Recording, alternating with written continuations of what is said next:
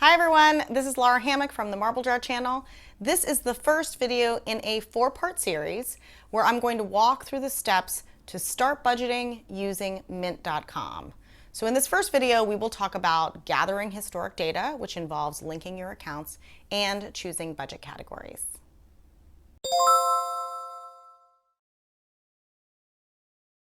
Okay, so I've done a bunch of videos recently about budgeting. The last series of videos that I did was an overview and an explainer on the process of budgeting and the types of budgets that exist.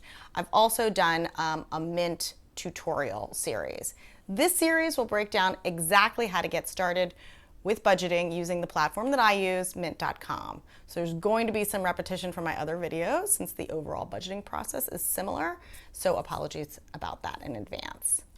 If you watched my 3-part budgeting series, you'll know that the 4 steps to successful budgeting are determining your current behavior, setting a new plan, tracking your behavior, and making adjustments. So we're going to make this a little more specific for the purposes of budgeting in Mint. And the steps are going to be gather historic data. So this involves linking Mint to your financial accounts to pull in about 3 months of historic financial information. Create a budget.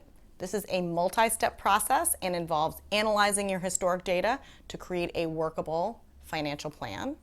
Track progress against budget. So this involves categorizing your transactions and reporting on your progress. And finally, making adjustments, which is either changing your budget or changing your behavior so that you can reach your financial goals. So this first video will cover gathering historic data and the first step of creating a budget, which is to determine your budget categories. The following 2 videos will cover all the steps in creating a budget, and the final one will deal with tracking progress and making adjustments. So let's get started with gather historic data. So this is an important step. You're going to need about 3 months of historic data in order to determine what your spending has been so that you can make an achievable and reasonable budget going forward. So this would normally require you to get out your credit card and your bank statements and go through all your bills and make a long list of all your expenses. Mint makes this both a little easier and a little more confusing. So instead of all that paper, you're going to be connecting all of your spending accounts to Mint. Mint will then pull in several months of transactions from each of those connected accounts to gather all of that information in one place for you. Easy, right? So it can be.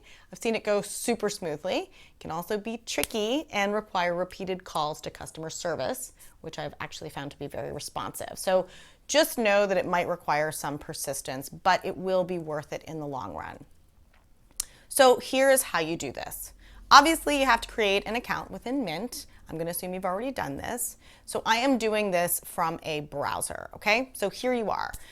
If you don't see your bank down here, enter a search term. Mint supports most financial institutions, but if you're not able to find yours, you can click this link to request an account. Once a screen pops up to link your account, you'll need to put in your login information for online banking. If you don't already have online banking set up for your account, you'll need to do that in advance. So once you have logged in, you'll need to grant Mint access to read your accounts. Okay, it can't transfer funds, it can't take anything out, and it cannot create any transactions. All it will be doing is reading the information that's already in the account. So if all goes well, it will sign in and it will start to download your transactions to Mint. So do this for all of your accounts, all of your spending accounts. You're going to want to connect any account where you spend money regularly. Your main bank account or accounts, credit card accounts, and maybe even savings accounts. So I don't connect any of my investment accounts since I don't track those using Mint, and I think it just clutters things up and makes it confusing.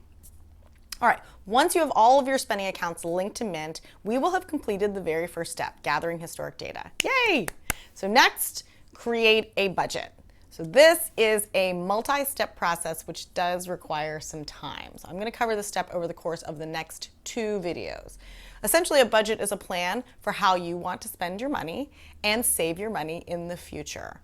It is a breakdown of how much you want to spend or save in each budget category. So the very first thing you're going to need to do is choose your budget categories. So I would love to tell you that there is a magic list of categories and a magic budget number for each one, but of course this is going to be different for each person. Budget categories are really just units of scrutiny and control. So you will have to figure out how many categories you feel comfortable tracking. too many categories and it's overwhelming and hard to maintain, too few and the information is too general to be of any use. So I think somewhere between 10 and 25 categories is just about right.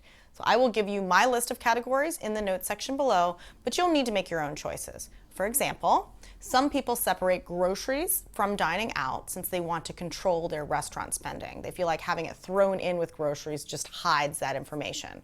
Some people are perfectly happy with just a food budget that contains both of those kinds of spending. Some people need categories for kids and kids' activities. If you don't have any kids, you obviously won't need that. Mint has way too many categories if you ask me. Here is their list. You can find it at the URL down here. You can start with Mint's list and cut it down to about 20 categories, or you can start with my list and replace the categories that you don't need with ones that you do. So let me just give you some quick notes on how I use my categories. Auto all. So I have a category for gas, but everything else having to do with our cars, with the exception of insurance, goes in here. Oil changes, registration, maintenance, toll-frees, fees, and parking. Household. I don't have a miscellaneous category, so this is really the closest thing. Obviously, household purchases go in here like kitchen appliances and house furnishings, but also I put some random stuff as well, like stamps or shipping and newspaper subscriptions. Kids stuff and kids activities. So our kids are involved in some relatively expensive activities, so we like to keep these separate, probably just to torture ourselves. Kids allowance comes out of kids stuff, as does any other expense that's not related to their extracurricular activities. Christmas. So there are some categories that only come up once a year, but you need to save for them throughout the entire year. So I have a Christmas category so that by the time December rolls around, we have built up a budget for those gifts. Allowance. My husband and I both get a monthly allowance. I have found this to be a relatively controversial topic at dinner parties. I'll probably do a full video on the benefits of this, which I think are enormous, but suffice it to say, we each get some money each month for our own use. We use this when we have drinks or a meal with friends, as long as other members of the family aren't present, otherwise it would go in restaurants. We use our allowance for haircuts, for clothing, and for other solo activities. My husband pays for his DirecTV Sunday ticket with his subscription with his allowance. I pay for my Audible subscription. Each of us has our own budget category. Okay, so now that we have a draft of our list of budget categories, join me in my next video when we continue to create a budget by tagging historic transactions and setting an amount for each budget category. Let me know what you think. Comments are always appreciated, and thanks for watching.